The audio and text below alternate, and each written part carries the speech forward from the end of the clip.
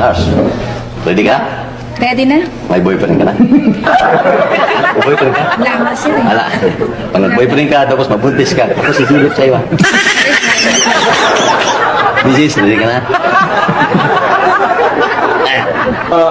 Dok, kumusta na ho? Mabuti naman. Pero bawal ka dito eh. Ba't naman bawal eh? Asawa ko yan. Hindi ko may naangkin. Ha?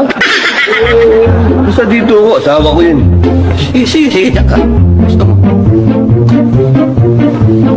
Bakit naman sinisilipan niya asawa ko? Nabubulso ka naman. Kailangan kong makita yan. Paano ko makita yung hulaan ko? Ba't di ka pumunta kay Madam Auring?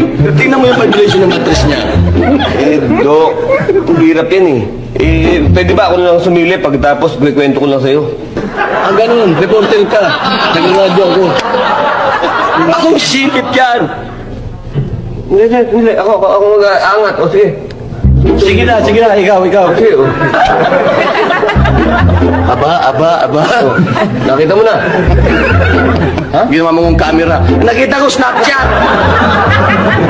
Galing mo ng mata mo. Ito pa. Angat mo yan. Di, angat mo yan. Oh, ito na tayo ako. Doon tayo, pito-peto na tayo eh. Hindi ko na makita eh! Konti mo ang asawa ko. Kailangan titigan ko yan eh! Ganun ba? Huwag ka mag-alala sa akin! Nakita ko na lahat ang ganyan! Siguro siya, walang mali siya yung doktor yan. Ang dami nang nakitang ganyan yan. Isa na lang itsura niyan sa kanya. Oo, ang hindi ko na nakita sa bulate. Hindi papayag ko pero pagsuot ka nito. Sige na, Gusto naman! sandali. Suot mo rito sa mata, hindi Sinuot ko na!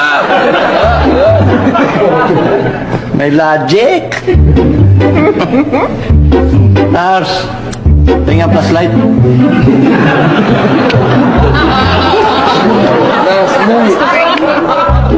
Wise ka rin doon. Huwag kang umalis. Takot ako sa dilim.